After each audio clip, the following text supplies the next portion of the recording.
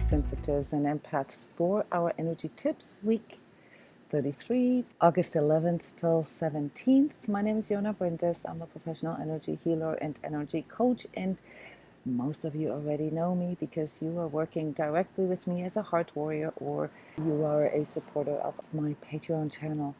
How are you guys? Yes, so even though we have this really cool new energy coming in, the intensity is still there, and as I predicted last week, there's a lot of delay here as far as the collective is concerned. And for this week's energy tips, I decided to not go into the tips for you, but into sort of the bad habits that we all have, all right? Because it isn't really what we could do or should do. It is what we can do, all right? And I want you guys to learn through elimination. That is a big part of this next week here, the correction energy that comes in, okay? Correction is good.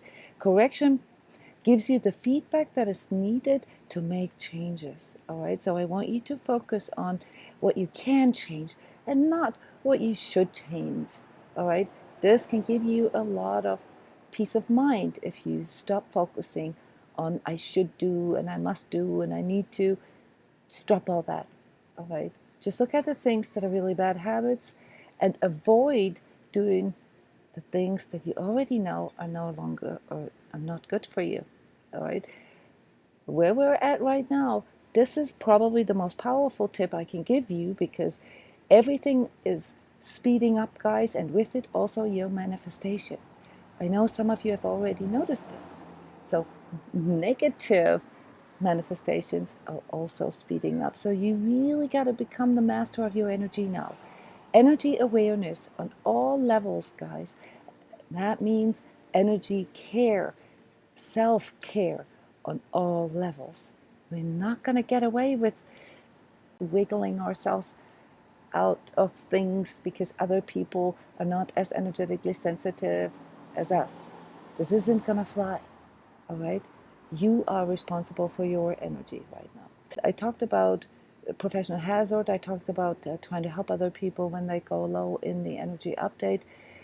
Guys, understand that when a person goes so low that they no longer have the energy to pull themselves out, then yes, it's okay to reach out. It's okay to be present, but nothing more than that. If you go into the pits of darkness with other people, chances are extremely high, 99%, okay, unless you are trained to do this, all right, that you're going to end up there as well. So this is the moment where somebody really needs a clearing. This is what we do here, and you all know we've started that way, helping people out of these dark places, except for now, this is affecting more people than it used to, all right? So be aware that you're sort of dancing with the devil. If you're trying to help people out of these deep places, the only person that can actually do something for them is themselves, all right? So you can be present, but don't try to go there and pull them out. They have to do this themselves, and if they can't do it themselves, they need professional help, all right? Just as a disclaimer here for this next week, and also to explain why I mentioned some of the etheric kits that I took last week.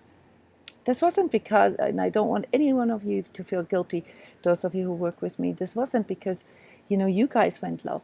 This had to do with the combination of collective energies, what is going on in the etheric, and what I offer people. I offer people to go there with them because that's what I'm trained to do, all right? And I know that I can get hit there, and I understand it. I'm not mad at anyone. I'm not blaming anyone. This isn't a problem for me because this is what I do, okay? This is like a medical doctor who deals with wounds, okay? This is just what it is. So we form this resilience to deal with these kind of things, all right? But don't think that you need to do this for others, because this is more serious than you think it is, all right? The collective is still going through massive deception stuff, okay? Collectively, this translates in more and more shockwaves. And shockwaves I've mentioned in the August forecast already, not just in the sense of, these current events with the shootings and so forth, but Also shockwaves in the financial market, shockwaves in the political arena, and actual shockwaves in our Earth's crust. Okay, so earthquakes. All right, this is next week is a heavy week for shockwaves. Okay, it's almost like we are being forced to wake up. I've talked about this for many years. You know that this collective awakening is something that isn't happening, you know, just because we're ready. This is happening because we need to wake up. Okay, we all know what it feels like when we get woken up too early. We feel disoriented. We feel a little lost, grumpy, and sometimes also a bit depressed. So it's important that you don't fall for things that you know, pull you even farther into either the mesmerization that I talked about, you know, of seeing new things and realizing, you know, how energies interact with another on the one hand, and on the other hand, don't get distracted into thinking, oh my God, this is so bad. All right, this has always been that way. So just because you're now seeing it doesn't mean it wasn't there before. Okay. So what we see here in the collective, though, is that a lot of people, you know, give up on this reality because, you know, they're like so far, you know, what we are experiencing here seems to be so far removed from common sense and from, you know, integrity and any kind of sort of there's no way to justify this anymore, and they go into an aloofness or dissociation with it, and that's not the right way either. So you know, in politics we can see this. All right, it's like everybody's stunned and doesn't even know what to do because it seems so out of this world, you know, ridiculous. But this is the time where we need to put into action. So September and October, guys, will be months where we're going to see people rock up. And you can be one of them, all right, for your own life, for your own business, for your own relationship, to take charge of your own life, okay? If you are trying to escape reality or creating your own reality, you are not equipped to deal with reality. If you want to really work your life and no longer feel like life is happening to you and wake up with anxiety, you know, in the morning, then you need to walk up. That's what that means, all right? And the first step is always to admit reality. So this is why, you know, being true to yourself is the energy tip. And let's look at the 10 worst habits of empaths. Okay, I hope you have fun with this. All right, I can laugh about each and every of these points that I'm going to make for you. So there are some general habits that we have as empaths and energetically sensitives that are completely unaware to us, and they're very understandable. It's a form of naivete, and that is number one, to assume that everybody sees the world or feels the world just like we. To assume that everybody's energetically sensitive. To assume that everybody feels the same way as we do. And especially if you're an empath, that everybody is empathetic. Many of you found out the hard way that is not the case. Another general problem or bad habit of empaths is to assume that everybody wants to be healed, that everybody wants to be better, that everybody wants to be nice. All right, that isn't the case either. But let's look at some of these 10 habits here that I could sort of distill out of my energy coaching work that I see the most with you guys. Number one, distraction. Distraction, distraction, distraction. Willingly letting ourselves get pulled into other people's dramas and thinking we're doing them a service while disregarding our own needs. And as a result of that, then, you know, feeling unsupported ourselves, feeling like we always have to do this, and feeling a little resentful too sometimes. Distraction is the number one reason why we as empaths never really get to find out what it is that we truly want in life and how we want it, because we are so busy with trying to fix and trying to compensate for everything else that we never really have enough energy left to focus on ourselves. Number 2 bad habit for empaths is lack. Constantly thinking about what we don't have, what we don't have enough of, what we didn't get enough of, ruminating of what we would do if we only had that which we don't have. This is this is energizing lack. That's why so many empaths, and especially the healer empaths, have a problem with money, because you constantly focus and energize what you don't have, whether it's love, whether it's money, whether it's, better conditions. It doesn't matter. Number 3, overcommitting. Out of fear to say no, out of the fear of confronting somebody else or making somebody else feel bad, we tend to overcommit, and that leads to us not effectively managing our own resources. So what happens, we get depleted, and then comes the whole entire cascade of depletion, which can cause anxiety, which can cause depression, which can cause all kinds of things for us, not realizing that it was us that committed to all these things. Often overcommitting also comes from the codependency part in us that secretly wishes to get something back, to get validation, or to get attention, or to get some kind of support from others back. And this is then, again, part of this distraction. Then we focus too much on what we're not getting back and how we're being victimized and so forth. If you stop to commit to all people who want something from you, you won't feel that way. So this requires you to really learn how to draw a line and how to manage your own resources better. Number 4, procrastinating. Yes, not doing what's essential while deluding ourselves that it's better if we wait. Okay, that's a big one, and this can also pull you into laziness or give you the justification for laziness. But really what you need to look at is, does whatever it is that you need to do, like say pay a speeding ticket, or do your taxes, or do what you promise somebody else to do that you don't really want to do, is this going to get better by procrastinating, by delaying it, or are you just sort of dragging and prolonging the pain until you finally do it?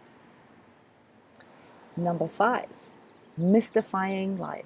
Okay, this is unfortunately something, and I did it too, constantly seeing signs in everything, but not realizing how we only see the signs that we want to see. We only see the things that support our views. And while I'd be the first one to recommend you to pay attention and to tune into how your body, how your environment and so forth responds to the tendency that we have as energetically sensitives is to mystify it, to externalize it. All right, that's a big problem here. All right, because that does not allow you to discern reality. It confuses and then distracts you again. All right. Number 6, not listening to your inner guidance. So yeah, if you actually pay attention to, your inner sensations, your inner lexicon, right? Your feelings, your emotions, your thoughts, and you learn to witness them, then you can discern them.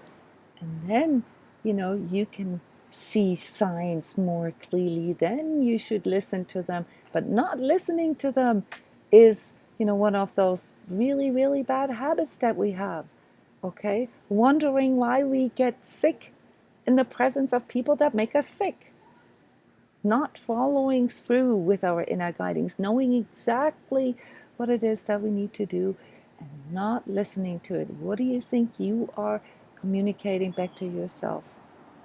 This is not based on self-love. This is not based on self-care. All right, this is basically communicating to your inner guidance that you ignore it, that you don't want to hear it. Number 7, repressing anger or feeling guilty for having anger, or feeling disrespected or feeling guilty when you see people do things that you really disagree with, feeling guilty for judging others. You can look at people's actions and have a clear opinion about this. You don't need to feel guilty about this. This isn't the same as judging other people. All right? You can have your own stance. Let others have theirs. But if it affects you, okay, it's really important that you listen to your inner anger, all right, and that you express it. Not expressing anger leads to depression and anxiety, okay? So you can't ignore this as part of your inner signals either. Number 8, backpedaling. Okay, so I've already mentioned the fear of confrontation, the fear of making people feel bad. Well, this goes a step farther, like say you repressing your anger and you're not doing what you want to do, and you overcommit and you let you get yourself distracted and all these things, right? And you say something and then somebody, comes at you and say, oh, you're just making this up, or that's just, in your mind or whatever, and then backpedaling and even making excuses for others. All right, that's a very, very common bad habit for empaths, making excuses for other people's shortcomings.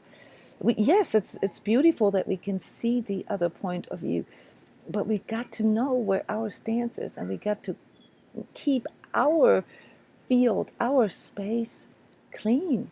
We've got to be able to stand up for ourselves. If you catch yourself backpedaling, guys, especially next week, I recommend you correct this. Say, I know I said this and this and this, but I felt this out again, and I need to change what I said, or I'm sorry I committed, but I can't actually do it.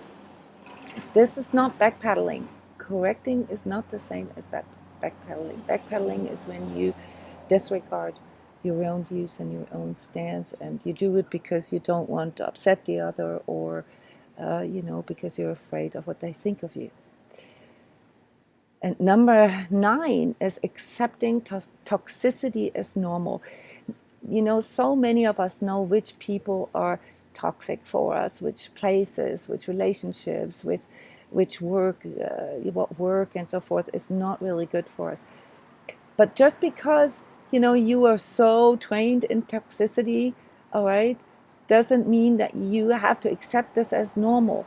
I've talked about this. Your ego will trick you into this familiarity, okay? And you'll think that, you can handle it. You can fix it. That's a big, big mistake, all right? Toxic is toxic. It doesn't matter how much practice you have with dealing with toxic people or toxic places. It's still toxic, okay? And then last but not least, guys, number 10, bad habit of empaths is trying to heal others or trying to convey truth to others, forgetting to ask them if they even want to be healed, if they even want truth. Okay, this is what gets you into trouble a lot of times, because you don't understand why they don't want to know this, or why they don't, want to take this on. And then you push harder and harder and harder, not realizing how you are actually infringing, how you are actually attacking them energetically. All right. So these are the most common bad habits of empaths, and if you can stay away from them, if you can, remind yourself of them, like maybe work on one of these things every week, okay, you're automatically gonna feel better. You automatically be better equipped to deal with outer energies, deal with other people, deal with collective energies, and you no longer will feel as a victim, okay? So these are my energy tips for you here today. Just real quick, the energy centers next week are your 3rd and your 4th chakra. So knowing what you want, but also how you want it. Your 6th and your 7th chakra, lots of perception, lots of third eye awakenings, lots of realizations. And then your 5th chakra in the middle, wants to expand. Fifth chakra is expressing yourself, expressing your truth, and all this needs to be balanced. So this is why this can be a really, really cool week for you. If you can stay in balance, not go for the extremes, learn from the past, all right? It can also be a really, really tricky week for you if you keep doing the same mistakes over and over again and don't change, all right? Thank you, everybody, for coming. Thank you, everybody, for watching.